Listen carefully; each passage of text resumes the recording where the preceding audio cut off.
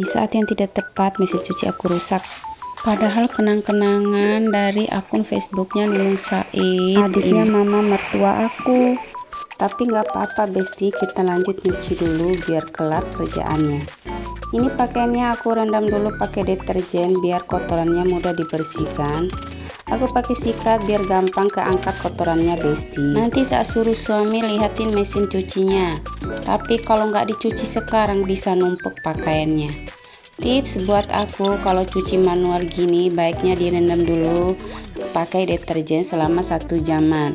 Terus disikat sebentar, jangan lama-lama. Takutnya kalau direndam lama-lama pakaian bisa berbau dan mudah luntur warnanya. Terus gosok pakai sikatnya, tidak usah keseringan. Sesekali dikucek juga ya besti.